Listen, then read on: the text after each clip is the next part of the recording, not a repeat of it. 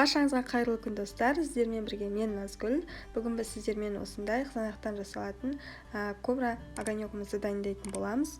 Менімен бірге болып, маған тіркеліп қоюды ұмытпаңыздар. Қысқа банкілер, салаттар жауып тастау үшін мен осындай қызанақтың бір жәшігін алдырған болатын. Оның ішінде өздеріңіз білетіндей езілген, шіріген, жарылған жерлер болуы мүмкін. Дәл осындай қызанақтарды осы кобрамызға қосып жіберсек пайдаға асады, яғни салат лечаларға қосқанша осыған қоссақ дәмі білінбей керемет приправамыз біздің дайын болады. Бірақ ескеретін жайт, біздің қызанақтарымыздың езілген жерлері ашып кетпеген болуы тиіс. Сонда ғана дәмі керемет болып шығады. Енді біздің барлық қызанақтарымыз тазалап жуып алғаннан кейін осылай ет тартқыштан өткізуге дайындап, ыңғайлы етіп 4 бөлікке, кішкентай бөліктерге бөліп кесіп аламыз. Енді осы қызанақтарымызды ет тартқышта өткізіп алатын боламыз. Мен барлық мөлшерлемелерді видеоның астында описание бөлімінде қалдыратын боламын. Енді дәл осылай сарымсақтарымызбен ащы бұрыштарымызды да өткізіп аламыз. Негізі ащы бұрышымызды қызанақты өткізіп жатқан кезде араластырып ортасында өткізіп жібергеніміз жөн. Мен ащы бұрыштан 2 дана қосқан болатынмын. Оның ащылығы өте жоғары болып шықты. Сіздерге біреуін қосуға немесе ащы болған мүлдем қаламасаңыздар, мүлде қоспауға немесе жартысын қосып дәмін шығарып қоюға кеңес беремін. Енді дәміне қарай тұз және қантымызды саламыз.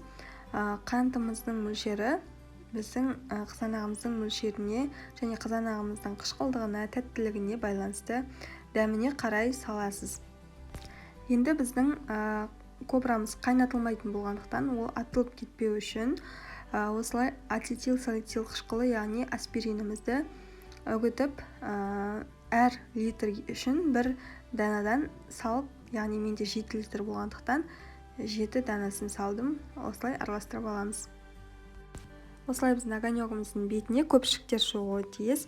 Оны араластырып, бетін нығыздап жаппай, жай ғана жауып, салқын жерге қойып қоямыз. 12 сағаттан көп уақыт тұру керек. Осылай енді баклажкаларымды толықтай тазалап, ішінде ешбір лас қалмайтындай етіп, қақпақтарында жақсылап жуып аламыз. Сонан соң мен күндіз жасаған болатын, түнде жатарда тағы бір араластырып қойып, таңертең осылай құйып алдым баклажкаларыма.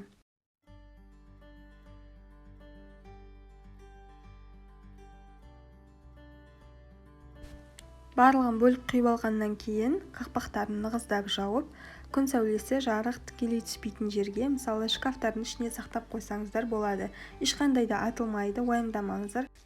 Тоңазытқышта да сақтау міндетті емес. Мінекей осымен біздің огонёктарымыз дайын болды. Бұны тамақ жасап жатқан кезде қызанақтың, томаттың орнына қосып жіберуге, немесе тамақтың бетіне, нанның бетіне жағып жеуге болады. Таптырмас қысқы азық деп ойлаймын. Жасалуы өте оңай, көріп отырғандарыңыздай. Менімен бірге жасап көріңіздер. Ас болсын.